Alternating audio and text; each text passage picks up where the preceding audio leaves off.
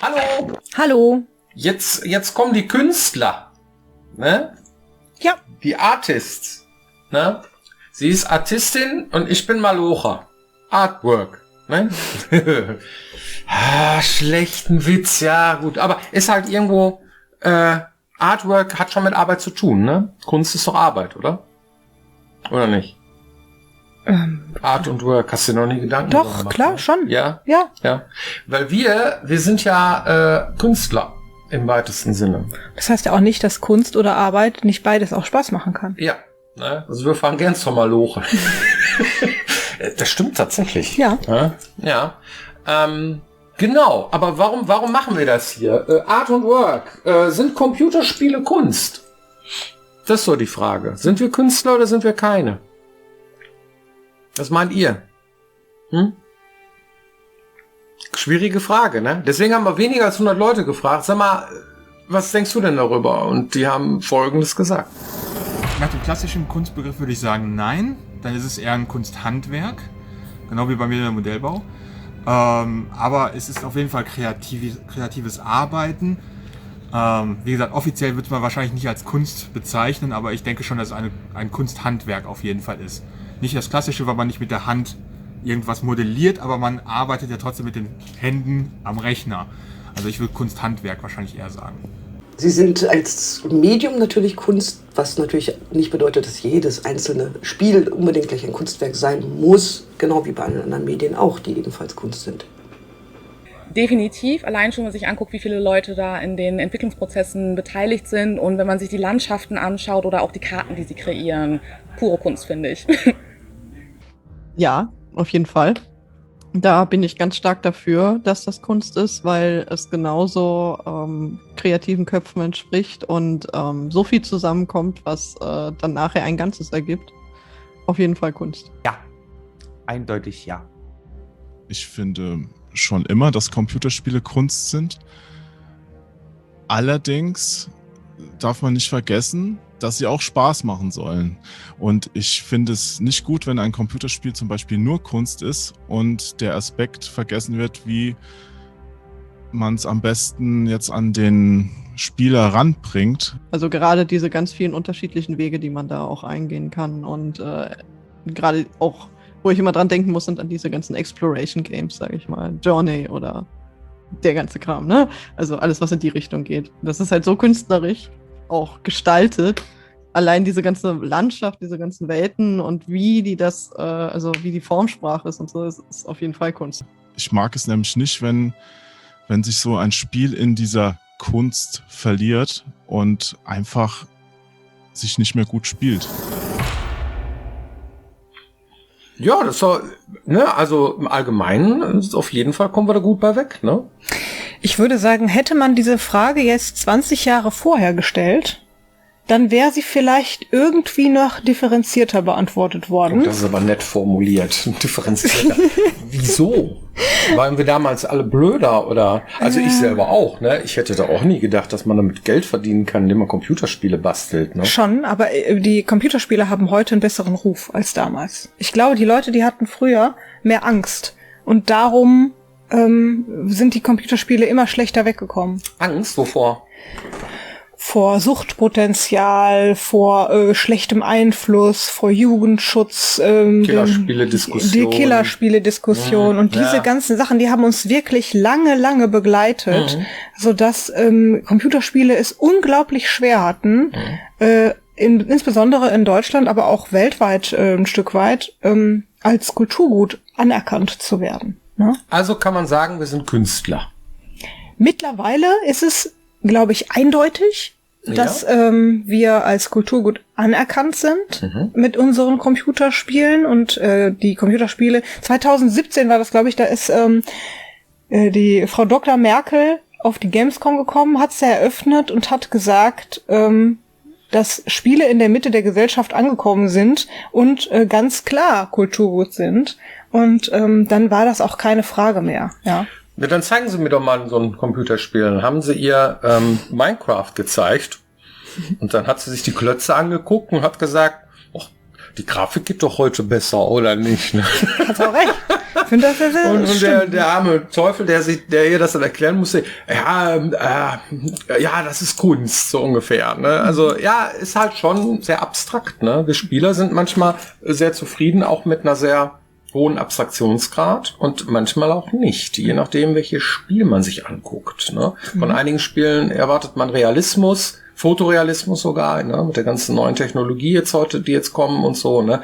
Das heißt, der Anspruch wird immer höher und so weiter, während andere Spiele, die eine recht simple Grafik haben, auch ruhig so bleiben dürfen. So, ne? Das ist immer so ein es gibt Spiele, die altern gut und die altern nicht gut. Es gibt so dieses Uncanny Valley der Computerspiele irgendwann in den 90ern, wo irgendwann die Polygone kam und die total schön gemalten Bilder, die irgendwie in Kleinstarbeit irgendwie pixelig und so gemacht worden sind, die sind dann in ein Uncanny Valley gefallen und wurden fürchterlich hässlich, weil man die Dinger nicht so hoch auflösen konnte. Mittlerweile geht das immer besser und so weiter. Das ist Kunst. Ja. Vielleicht kann man dazu sagen, der Umkehrschluss ist illegal. Wenn wir Kulturgut sind, dann können wir auch Kunst sein. Das heißt aber nicht, dass automatisch deshalb jedes Videospiel ein Kunstwerk ist. Boah, das muss ich aber jetzt mal sacken lassen. Ja. Wer bestimmt denn das? Tja, es gibt halt so Instanzen, ne? Also, dass wir Kulturgut sind und alles davon Kulturgut ist, das ist mittlerweile also gesetzt.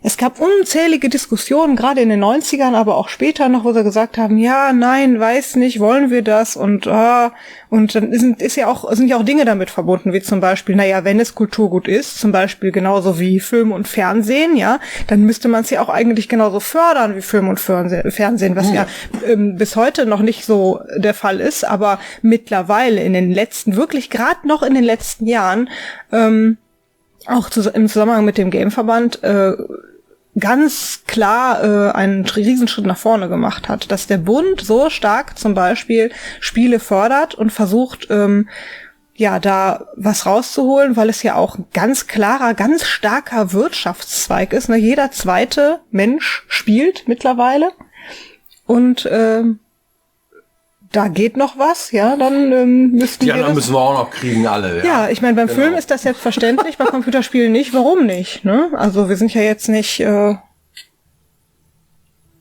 schlechter als was anderes, ein anderes Medium, das förderungswürdig ist. Naja, im Kino zahlt man seine 14 Euro, oder ich weiß nicht, was das kostet, ne? Zahlt nochmal 14 Euro für Popcorn und Gedönse, sitzt dann pro Person für 30 Euro im Kino. Und und ein Computerspiel kostet, unser Computerspiel um die 45 Euro, knapp unter 50 Euro, irgendwie sowas, ne? Und kriegst dann irgendwie über 60 Stunden Spielspaß, so, ne? Und ein Film dauert 2 Stunden. Kann man das jetzt zugrunde legen und sagen, ist mehr, ist weniger? Bei dem einen kann man sich berieseln lassen, beim anderen muss man auch noch selber was tun, damit da was geht, ne? Also, ist auch noch so eine Sache, keine Ahnung, ich weiß es nicht. Sehr schwer, ne? Ist schwer irgendwie miteinander zu vergleichen, weil das eine machst du. Aber es gibt auch irgendwie Sport mittlerweile, sowas, ne? Sind das auch Künstler oder die Spieler oder die Spiele machen? Oder sind das nur Sales Manager, die darauf achten, dass, also, ne? Oder Micropayment, Gedöns und das ist alles so ein riesen Klumpatsch und so. Wann ist es Kunst und wann ist es nur noch Wirtschaft, ne? Und lukrativ und so weiter? Ja, es ist immer irgendwie die Mischung, ne? Und wir bewegen uns auch in diesem Strudel als Entwickler so ein Stück weit, ne? Ich weiß nicht mehr genau, wie sie es formuliert haben, aber damals, als Red Dead Redemption 2 zum Beispiel auf den Markt gekommen ist, da hat die New York Times irgendwie das als Kulturgut des Jahres irgendwie gewählt und so. Solche Dinge, dass zum Beispiel Presse hat einen Einfluss, die Spieler selber haben Einfluss darauf, aber auch, so nachvollziehbar, weil es ja auch geschichtlich irgendwo Dinge zeigt aus der Geschichte von Amerika. Und zwar nicht zu knapp, ne? Also das ist sehr, sehr vollgestopft mit Dingen, wie die Menschen damals gelebt haben, was da passiert ist und so und wie die miteinander umgegangen sind. Also das ist schon richtig, ein historisches Spiel, was sehr realistisch ist, was sehr, wo man viele Sachen machen kann, wo man dann sofort verhaftet wird, wenn man also ihr kennt das Spiel. Und das kann man nachvollziehen. Ne? Ja, die Fülle, die grafische Qualität, die technische Qualität, die Features, das sucht seinesgleichen, ist auch an der Stelle schon bemerkenswert Habe ich auch gut. gerne gespielt. Also, genau. Ja. Und auch darüber diskutieren dann Leute. Und dann gibt es zum Beispiel so Dinge wie das Deutsche Computerspielemuseum in Berlin. Ja, dort werden Computerspiele ausgestellt und vor allen Dingen auch gesammelt. Die haben ein riesiges Archiv und auch da wird quasi ein Stück weit Geschichte mittlerweile erzählt. So jung ist das gar nicht mehr. Heute habe ich noch irgendwie auf Twitter gesehen, fand ich total lustig. Nee, so jung sind wir gar nicht mehr, ne? Ich fand das total lustig. Da hat Pandoria hat das getwittert, glaube ich, oder weiter geretweetet. Was glaubst du, wie Zelda vor 20 Jahren aussieht? Und dann gab es irgendwie so ein Pixel-Zelda irgendwie, so glaubst du? Und dann gab es aber diesen 3D Link, den konnte man dann da sehen.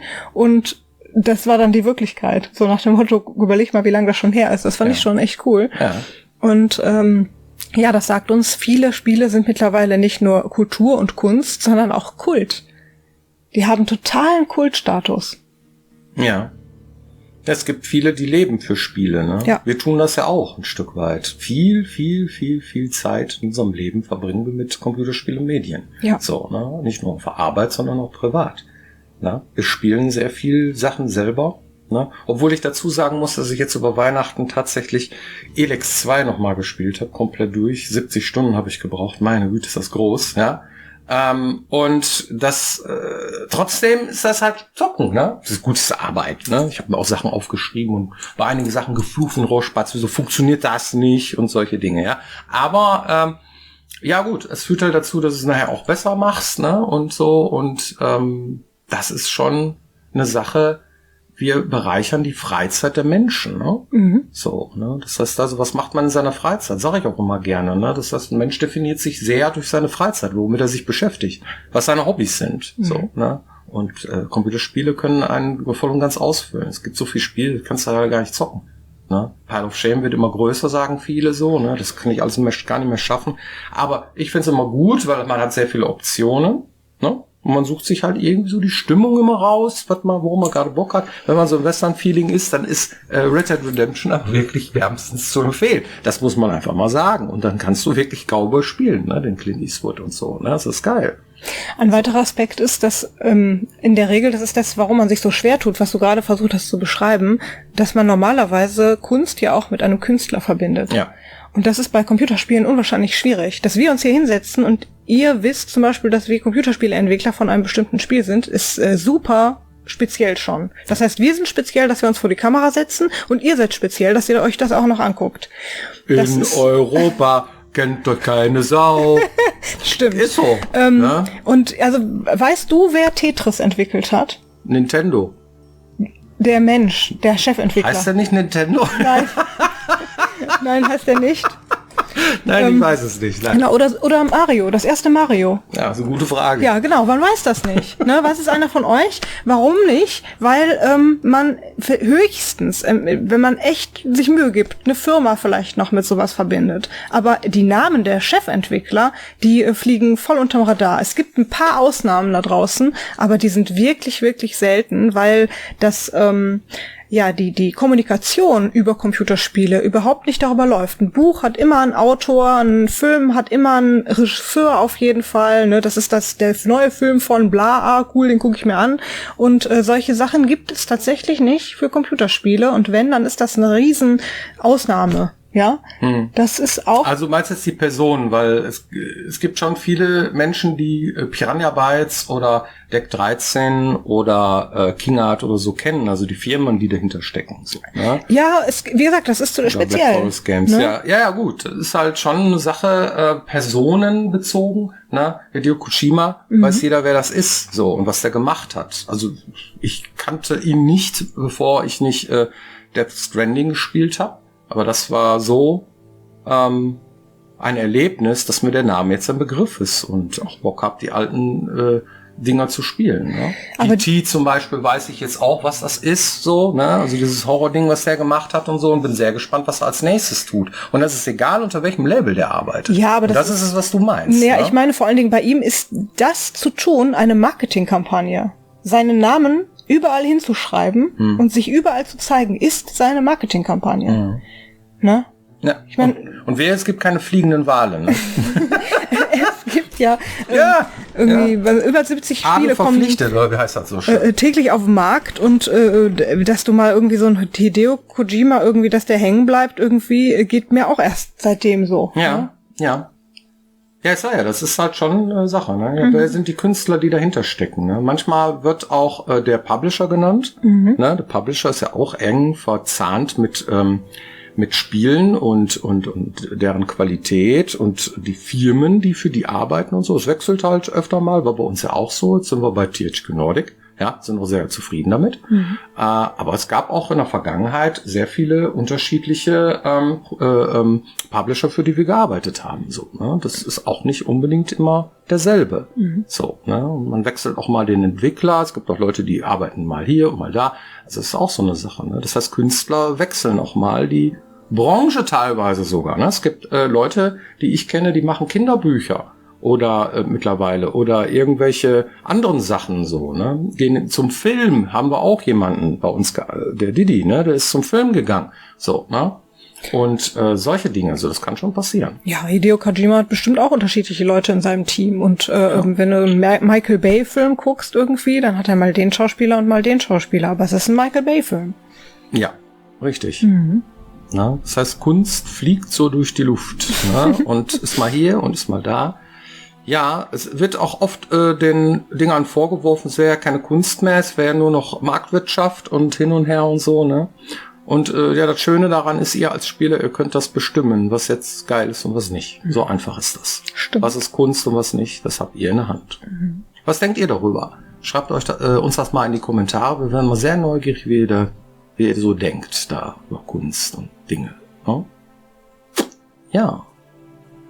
Wir haben eine Trophy-Box. Ja, stimmt. Wir sind nämlich Künstler und die Jenny auch, ne? Künstlerin und hat was gemacht, was Tolles, ne? Genau. Für Friendly Fire, das haben wir noch gar nicht gezeigt, aber das wollten wir euch nicht vorenthalten, das einfach mal zu erwähnen an der Stelle. Friendly Fire, für diejenigen, die es nicht wissen, ist eine der größten Charity-Aktionen, die jährlich stattfindet, immer am 1. Dezember-Wochenende und organisiert von Pete's Meat. Meistens sind Gäste dabei wie Gronk, Pandoria, Royal Funk, Fischkopf, der Haider, Mr. Morgame. Mr. Morgame und natürlich die Jungs von Pete's Meat selber. Und der Kapuzenwurm hinter der Kamera. Auch, genau. Und oder der EOS Andi hat ganz viele Fotos gemacht und so weiter. Also sehr viele coole Leute. Und die haben hier auch drauf unterschrieben vom Friendly Fire 2021. Echt Corona-Zeit. Ich muss drüber nachdenken, welches Jahr wir haben. Und genau, hier ist noch die Nancy hat noch unterschrieben und wir durften auch unterschreiben. So. Glückwunsch nochmal zum Baby hier auf diesem Wege. Hallo. Was ist das eigentlich? Ja, was ist das denn? Weil wir Sponsoren waren bei Friendly Fire, haben wir ein Spiel gebastelt. Und das ist da drin. Und die Box... Die Box ist gar nicht so spannend, ne? Sondern das, was du da reingepackt hast. Ne? Genau. Und hier ist noch die Friendly Fire Maske.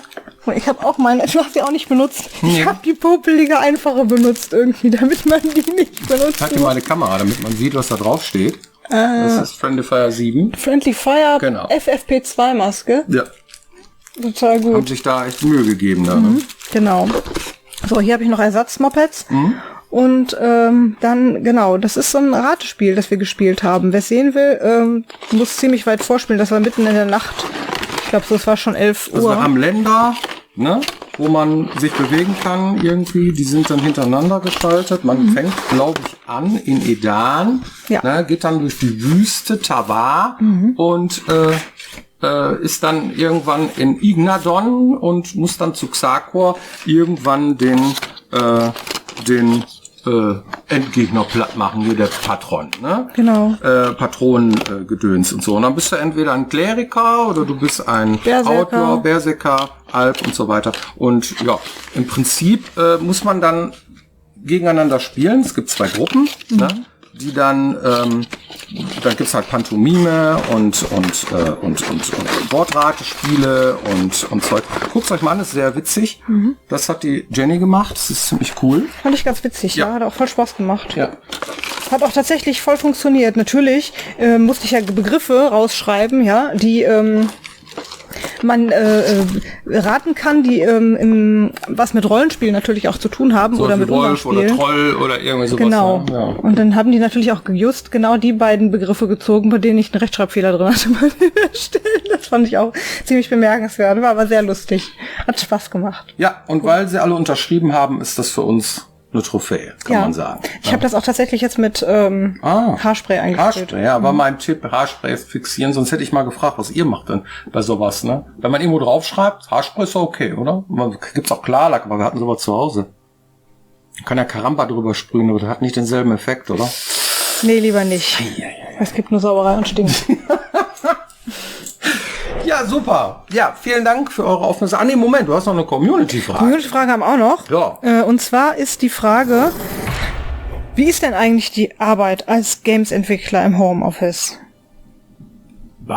Es ist ich habe wenig Homeoffice gemacht. Du hast sehr viel Homeoffice gemacht und Homeschooling und Homekindergartening und Zeugs. Deswegen bist du eigentlich prädestinierter, was dazu sagen, weil ich meist in eine Firma gefahren bin. Ich würde sagen, das kommt wirklich sehr stark auf den Menschen an. Es gibt einen witzigen Effekt. Also als alle ins Homeschooling gehen mussten, war das so eine totale Verwirrung. Die einen haben gesagt irgendwie, ja doof, dass wir jetzt irgendwie alle nicht mehr in die Firma kommen, weil wir ja gerne zusammenarbeiten und das sehr familiär ist bei uns. Das hatte auch einer in die Kommentare geschrieben, das fand ich ganz schön. Stimmt nämlich einfach. Und dann haben sich alle irgendwie rucki-zucki ans Homeoffice gewöhnt und dann war das so eine Bequemlichkeit. Das heißt, die Leute, die sowieso ihre Ruhe gerne mögen, die fühlten sich dann sehr schnell sehr wohl und haben auch sehr fein und effektiv gearbeitet. Ich übrigens auch, weil ich war ganz alleine in einem Büro. Ne? Also wir haben das so gemacht in der Firma, dass in jedem Raum immer nur einer alleine gesessen hat. Und auf dem Flur ist man sich ja kaum begegnet. Ja, so haben wir das gemacht. Ja. So, das ist aber im Grunde genommen schon illegal, weil dann gibt es da die anderen, die nicht alleine zu Hause sind. Ja. Dann wird es schon schwierig. Das heißt, wenn du zum Beispiel Kinder zu Hause rumspringen hast, dann brauchst du Hilfe. Ja. Ist einfach so. Also jemand, der behauptet, man könnte beides gleichzeitig, das stimmt einfach nicht. Man muss immer irgendetwas vernachlässigen, damit das funktioniert. Und das ist schon sehr, sehr anstrengend. Ja, und dann gibt's so einen lustigen Effekt. Irgendwann gewöhnt man sich aber irgendwie an alles. Und wir sind ja jetzt auch immer noch nicht am Ende.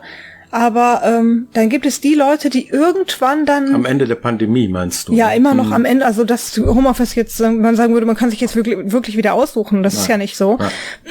Dann gibt es die Leute, die sagen, ich vermisse das immer noch und möchte gerne wieder zurück. Und es gibt die Leute, die sagen, ich würde gerne bleiben. Also das ist wirklich von der Situation, von der häuslichen Situation, von der familiären Situation und vom persönlichen Gemüt abhängig, wie die Leute sich da fühlen. Und ich glaube, das ist nichts Computerspiele-branchenspezifisches, sondern etwas ganz Generelles.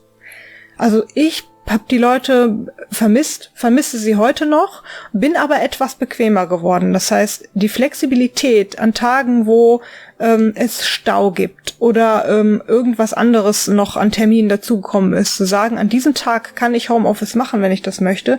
Das wäre natürlich best of both worlds. Ob sowas langfristig geht, ich habe keine Ahnung, aber das wäre das. Und an anderen Tagen fährt man in die Firma, fände ich halt ziemlich großartig. Aber was die Zukunft bringt und was es wirklich nachhaltig mit sich führt, das bleibt immer noch spannend. Man kann aber sagen, es funktioniert einfach. Ja. Ja, es ist gut, weil wir den Luxus haben, tatsächlich in einer Branche zu arbeiten, wo man das machen kann. Gut, hoffentlich beantwortet das die Frage und wir sehen uns hoffentlich nächste Woche wieder hier, wenn es heißt Piranha Becken TV. Macht's gut. Tschüss. Da kann man bestimmt noch stundenlang drüber noch mehr und alles, ne? Klar. Ja. Kann man immer. Kann man immer.